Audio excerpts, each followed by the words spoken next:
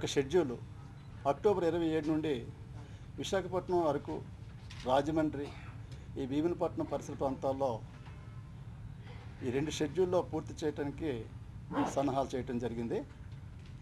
అలాగే ఈ లో బడ్జెట్ చిత్రానికి మన ప్రొడ్యూసర్ మన ప్రసన్న కుమార్ గారు ఎన్నో అమూల్యమైన సలహాలు ఇచ్చారు.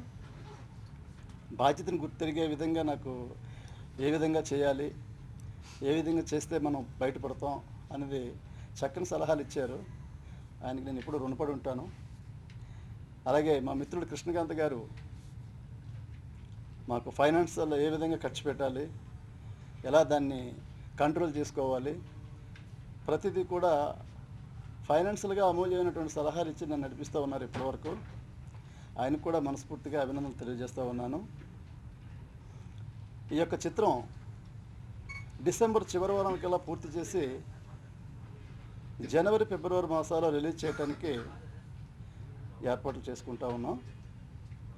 ఈ యొక్క కార్యక్రమానికి మీడియా మిత్రులు, ప్రింట్ మీడియా, ఎలక్ట్రానిక్ మీడియా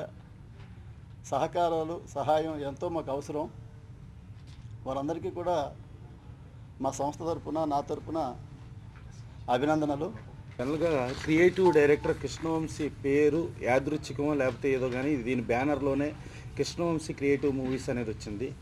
ఆ కృష్ణవంశీ క్రియేటివ్ మూవీస్కి తగ్గట్టుగా నిర్మాణం creative movies and United producers అంటే ఒక ప్రొడ్యూసర్ పేర్లాగా కాకుండా ఒక బ్యానర్ పేర్లుగానే పెట్టేసి ఆ క్రియేటివ్నెస్ అనేది ఆల్రెడీ మనకి డైరెక్టర్ ముందే చూపించాడు.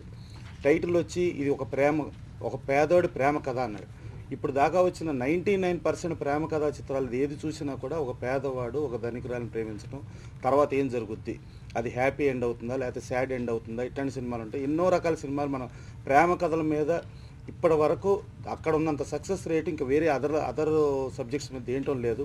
అలాంటి కథల్లో మనం ఇల్యూషన్ కానీ లేకపోతే రకరకాల సినిమాటిక్ కానీ అలా ఉండే పరిస్థితి ఉంటుంది. కానీ ఇక్కడ ఈ సినిమాకి వచ్చేటప్పుడు ఒక రియల్ స్టోరీ బేస్ చేసుకుని ఒక గ్రామంలో జరిగిన కథ, అది అంటే గ్రామంలో జరిగిందంటే అది జరిగింది ఎక్కడ జరిగినా కూడా ప్రపంచవ్యాప్తంగా రియల్ స్టోరీ అంటే రియల్ స్టోరీనే. కొన్ని ఆరోగ్య కారణాల వల్ల, కొన్ని కారణాల వల్ల కొంతకాలం గ్యాప్ ఇచ్చి మన ఈ పేదవాడి ప్రేమ కథ సినిమా తీస్తున్నందుకు నేను చాలా సంతోషిస్తున్నాను. ఆయన మమ్మల్ని ఇంకా గుర్తుపెట్టుకుని దీనికి ఆహ్వానించినందుకు ఆయనకి, ఆయన యూనిట్కి కృతజ్ఞతలు చెప్తూ ఆయన ఈ పిక్చర్స్తో మంచి సందేశాన్ని సొసైటీకి ఇస్తూ వాళ్ళ యూనిట్ తరపున, ఈయన తరపున కూడా మంచి విజయం జరగాలని ఆ భగవంతుని ప్రార్థిస్తున్నాను.